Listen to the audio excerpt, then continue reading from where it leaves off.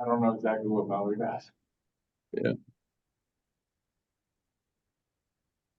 Okay, recording started. Okay. So with the agenda, I didn't know if Jen, you wanted to talk about the first part? No? Okay. Um, so basically I set in advance for all lack of a better explanation or description, a overall background on how this came about. And I'm going to read it for the record, but you've all seen a copy of this from the Dropbox. So when I became executive director in 2016, I questioned as to how I was to run our gambling control unit. The answer was very clear, as if it were my own business. The first thing that came to my attention was the use of a central monitoring system for just 2 facilities versus each facility utilizing the same monitoring system with security measures similar to those of the central monitoring system. They, in fact, have the same monitoring capabilities as the central monitoring system. It is a duplication. So in essence, we've been paying for duplication since 2004 at an expense of 1.1 million a year or more. In my view, the use of a central monitoring system is better served when you have 3 machines at every truck stop or related business and need to monitor hundreds of machines over several locations within the state. The central system turns the machines on and off, records operations, payouts, etc., as stated throughout several locations. This same type of system is currently used for the Maine lottery monitoring use of terminals in every gas station or convenience store as an example. But to monitor just 2 casinos is just not business savvy. The biggest expense of the gambling control unit is the expense of duplicate monitoring of slot machine activity. To go one step further, we currently have electronic table games that are not monitored by the central system. They are monitored by their individual systems or individual facility-based monitoring systems at each casino. In my previous position as chief of slot operations and executive director in Florida, we used facility-based monitoring systems in 7 facilities initially, and since has grown to 9 facilities, and they are still in use today since 2006. That's just 2 years after the inception of slot machines in Maine. The current contract with Light and Wonder expires June 30th, 2024. The transition from central system to facility-based will take roughly 2 weeks to complete. This transition will be completed with the assistance of the pre-qualified vendor Gaming Laboratories International, GLI. The devices that have been used by state inspectors to verify the future delivery of independent laboratory pre-certified software and devices for Maine is GLI Access, the Verify Plus by Cobotron, and BMM Test Labs Vote.com application, or the more recent verification tool using Gaming Standards Association, G2S GAT, Windows Directory Signature Standard. LD 2070 or PL 2024, Chapter 549 was voted in committee unanimously and voted in the Senate 106 yes and 0 no, and then the House 30 yes and 5 no. Then signed by Governor Mills on March 19th, 2024, with the following emergency preamble. Whereas acts and resolves of the legislature do not become effective until 90 days after adjournment unless enacted as emergencies, and whereas the current contract between the Department of Public Safety, the Gambling Control Board, and the third party operating the central monitoring system on behalf of the Gambling Control Board expires on June 30th, 2024. And whereas it is necessary to enact the changes authorizing the transition from a central site monitoring system to a facility-based monitoring system before the expiration of the current contract. And whereas in the judgment of the legislature, these facts create an emergency within the meaning of the Constitution of Maine and require the following legislation as immediately necessary for the preservation of public peace, health, and safety. Now, therefore, the effective date, this act takes effect June 30th, 2024. And in view of the emergency cited in the preamble, this legislation takes effect when approved.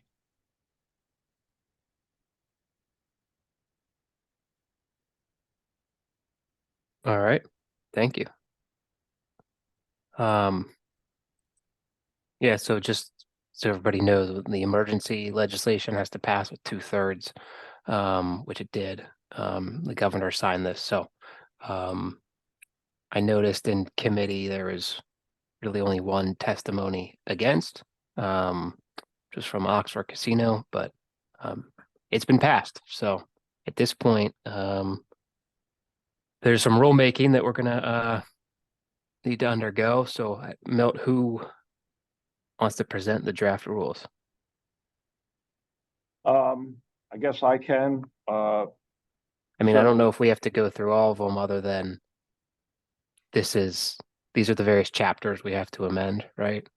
yeah, I don't think we want to go page by page. I will say this, that, and I know this is not Florida, but this is where my experience came from. And back in 2006, this was all vetted back then. So, uh, I've kind of already gone through the rulemaking process in regards to a facility-based monitoring system. So, nothing was dreamt up here. This was really cut and paste from Florida. I have had contact with them, with my colleagues there in Florida as well. They will offer their assistance in any way in our transition, more specifically with regards to maybe some inspector activities. And certainly the biggest side of these, or the biggest point of this, is for the auditors to be able to work with the Florida auditors who for many years now have been auditing with the use of a facility-based monitoring system. There will also be some training involved with the certified laboratories as well, and the use of their devices and that sort of thing. So, as far as the rules are concerned, the biggest part of the rulemaking process was in the internal controls.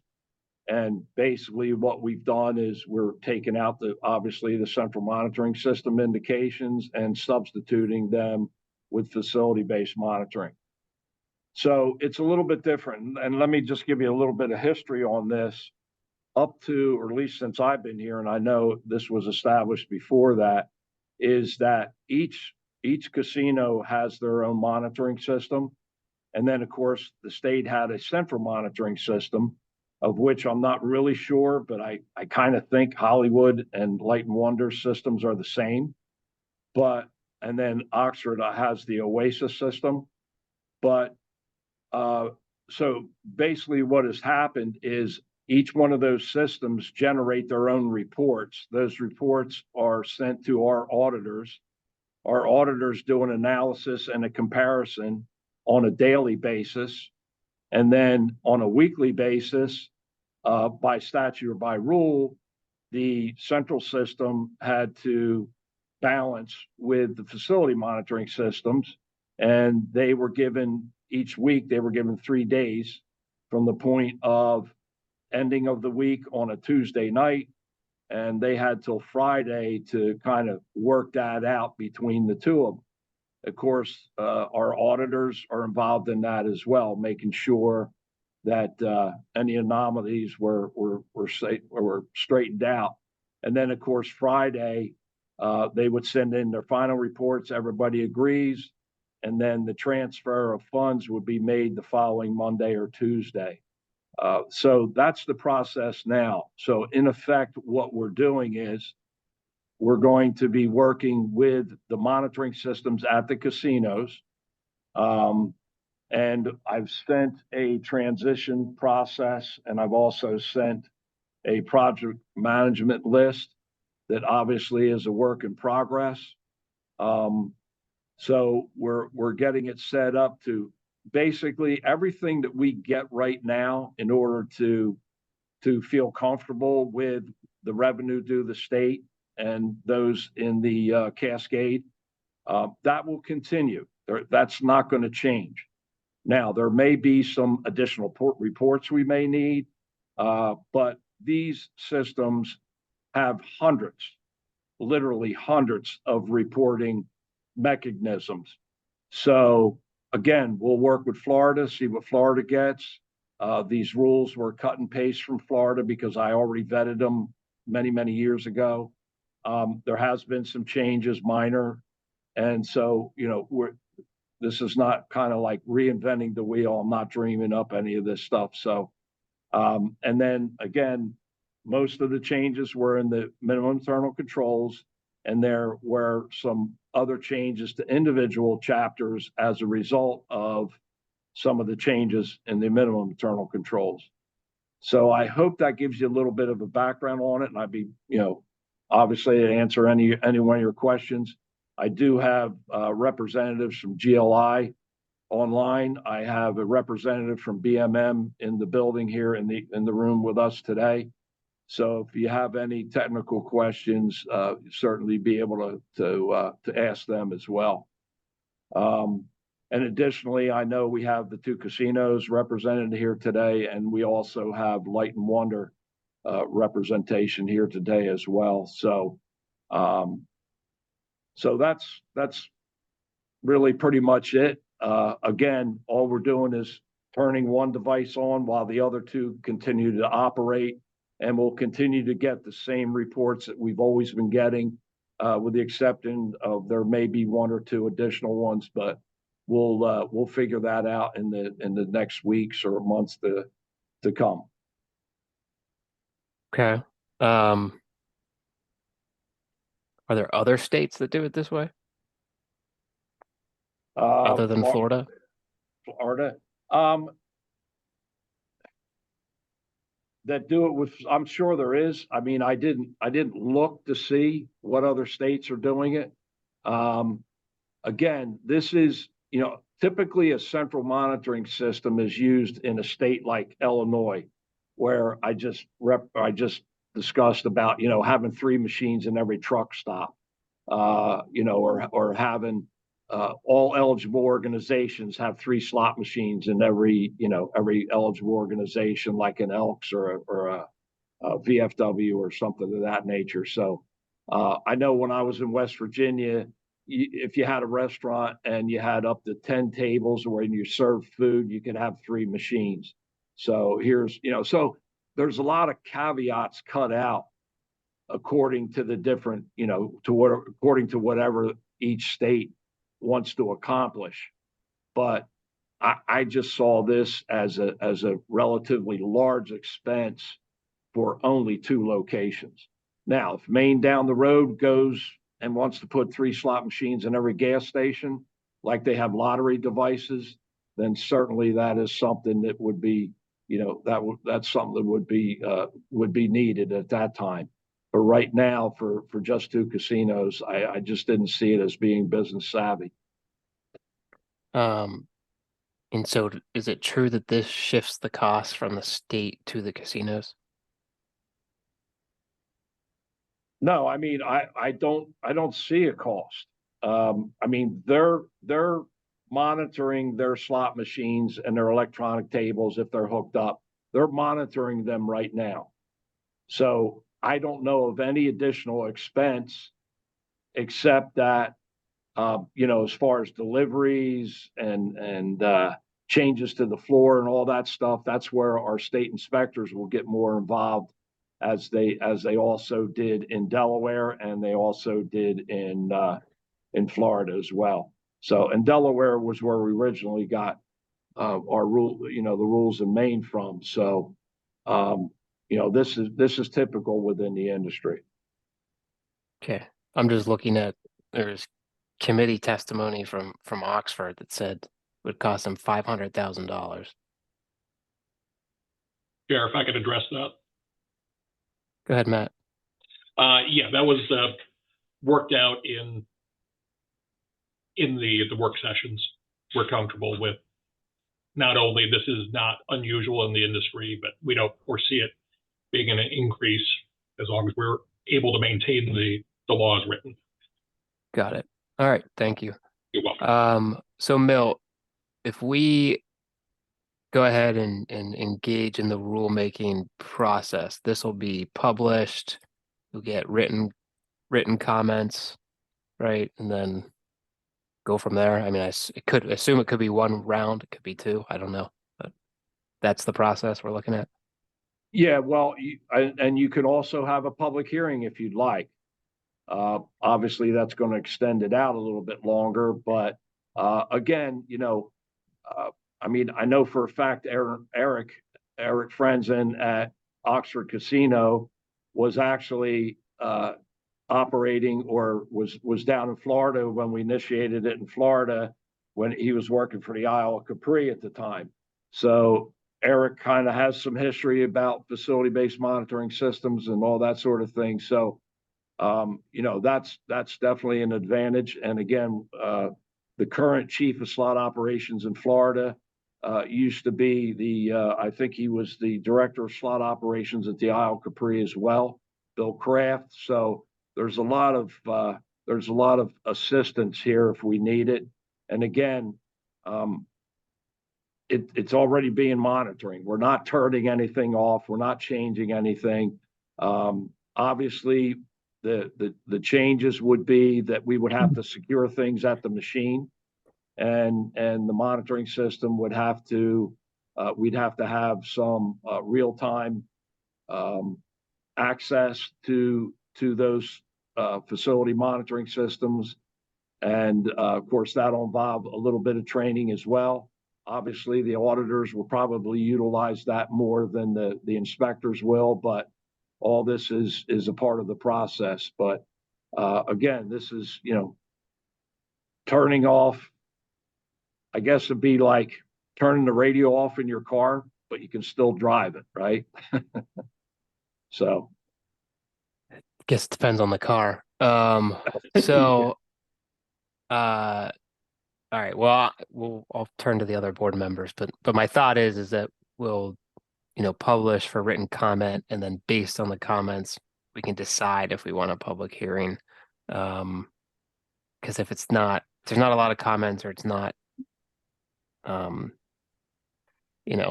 it's not something that there's a heavy dispute on, then we probably don't need a public hearing. But if others feel differently, we can go that way too. I'll turn it to the board members now. Any questions for Milt? I agree with you, Mr. Chair, that publish and post and see what we get for feedback and input is the next important step in the process. And Milt, you're satisfied that the rules as we're contemplating here are workable for Maine. In your experience, you're the administrator, and you have confidence in this? Yes, absolutely. Yeah. And Well, and honestly, there was a few things that we did in Florida that probably wouldn't be advantageous to here, and certainly I took those out. And there weren't anything major. There was just like a caveat cut out that you had to have a sticker on every slot machine that says minimum play is 45 cents, even though it indicates a 1 penny denomination machine. People sit down, especially seniors, they'll sit down and think that they can play 1 penny at a time, and the minimum bet is 45. So there's been a little bit of tweaks, but I think for the most part, a lot of this should be covered. I don't know that we'll have too much a response, but that's not to say that I want people to respond to these if they think that something might not be fitting for the state of Maine. Well, I don't mind borrowing processes from other states and experiences from other states at all, and putting them into play here in Maine as long as they've been proven. And your confidence builds my confidence, Milt. So thank you for that, Mr. Chair. Also, one more point of order. I do electronically have contact with a board member, Joe Hanslip. He apologizes. He's on his cell phone, is unable to mute for some technical reason, but I can communicate if it suits the board. I can communicate his vote if you allow me to be his proxy in that respect, if that's okay. I don't know. Any of the assistant attorney generals have a thought on that? Yeah, Jen's here, and Yes, no, that it would not be appropriate to convey his vote in that way. We don't do proxy voting. You have a quorum, you can vote and decide, and board member Hanslip can simply listen in. Yeah, we've got a quorum here, so yes. That's the important point. Okay, yeah, that's fine. I'll text Joe and well, you probably just heard it. Thank you.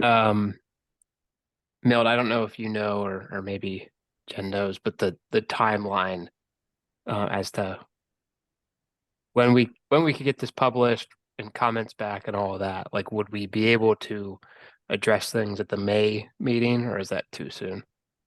I'm actually, with your vote and approval today, I will get these rules over to the Secretary of State's office this afternoon if I have to deliver it myself. And that's for publication on Wednesday. So next Wednesday, it'll be published. And with that publication, they'll have 30 days to reply, which I'm going to say is going to be May 8th or 9th. And of course, that'll be in advance of the regular meeting, the May meeting. And, based on what comments I receive, if it's really, really heavy, then I may ask for a meeting the regular board meeting in May. But if it's stuff that I think, between the unit and the casinos, we can kind of work out, obviously not, on our own, but we can work out at the next May meeting, then I'll just let it go until the May meeting. But I'll get these rules over to the Secretary of State's office today. So we'll have written comments back before the May regular meeting. Okay. Any other questions from the board for Milt? You want to talk about specific chapters, specific rules? They're all in the Dropbox, but I can certainly do that. And then my preference would be to vote as a package, but to engage in the rulemaking. But now's the time if there's anything you want to discuss. Sentiments, and I agree. Chair Silver, we should do them as a package. Okay. So just, I guess, clarification, Jen, our vote is to enter into the rulemaking process or the vote to publish the proposed text. I don't know what we should frame it as. Yeah, sorry, we're having a little technical difficulty in the room. Can you hear me okay? Yep. Okay, I'm gonna just stand near Milt's computer. So your vote today is to propose these rules as drafted. Okay. And then Milt will go ahead and with the publication process. So you're gonna propose them to enter the APA rulemaking process. All right. Anyone want to make that motion? Sure. Green, I'll make a motion that we propose the rules as drafted. I believe that's what Jen just said. I'm happy to second Ms. Green's Okay. motion. All right. Any additional discussion needed? Seeing none, we will take a roll call vote. Ms. Green. Aye. Chief March. Aye. I'm an aye as well. So that's 3-0, and we'll just mark Joe as abstaining. So that passes. So Milt, get the scuttle over to the Secretary of State today. Okay, we'll do. All right. Anything? Go ahead. Go ahead. Anything else from you? Just that, and I have to, I don't know how to go about this. Obviously, I don't want to have a Zoom meeting every time to discuss this, and I don't know if I need some type of a pre-approval for this, but I sent the board members the project management kind of schedule, and I sent also the transition process. Some of which, I need to meet with Light and Wonder, each casino, BMM, GLI, and to confirm this transition process. Because obviously June 30th is the deadline. And GLI will have the contract to come in and help us with that transition and the training and all that sort of thing. So I guess I'm looking for permission to meet with obviously the interested parties separately to go through and actually work this transition process out, or this project management schedule, whichever one you want to look at. I think for the most part, it's pretty self-explanatory, but there's contracts involved and timing and all that sort of thing. So that's kind of where we're at, and I don't know how much I can do. I don't know if you need our permission. But because looking at the text of the statute, it says board, board or director, right? So I don't know. I don't know if the AAGs have any thoughts. Any position on whether or not I can meet with, Like every phrase, every paragraph in the statute, it says the board or the director or staff, So I feel like yeah, if because what we if it's have not here, something that would require a public meeting, then my Yeah, well- opinion, go for it. yeah, there's actually two segments, obviously, to this. One is the physical transition, and then the other, of course, is the rulemaking process. So I just want to be able to go forward and schedule as many meetings as necessary so that, come June 17th, I got GLI on the ground and we're actually doing the physical transition from central to the facility. Jen Step. And yeah, I'm here, and I don't have any contrary advice to that. I think if Milt has advised you what he intends to do, I don't know that the board has to take a specific action to authorize that. This is logistics management work that the director would usually perform on behalf of the board, but the board can also authorize it if they so choose. Yeah, I mean, I think we operate under the assumption that you're going to do what is necessary to, implement this transition. So Yeah. I don't think we need to be involved or have to approve every little thing. Okay, sounds good. Anyone disagree? Okay. All right. Anything else from you, Milt? No, I think that's it. And I appreciate right. your time. I know it was inconvenient for everybody, and of course the snow didn't help to add to it, but I appreciate it. I got one piece of board business for you. So since we're saving the state, $1 million a year here, at least myself, I don't know about the other board members, I'm running on an iPad that doesn't update anymore because the software is 7 years old. So can we look into, and I feel like that's a security problem because Apple doesn't support this version anymore. It's so old. So can we get updated iPads? And maybe some board members have newer versions, but at least mine is outdated. So Certainly look- can, yes. let's look into the cost of that. Because I really do think it's a security problem if we can't download any of the software updates anymore. So I think they're on sale right now, actually. hey, so why should the state get all of that $1 million a year savings? So but truthfully, it's becoming a hindrance. So I looked, the last updated version from Apple was in 2017 for this. So that's not ideal.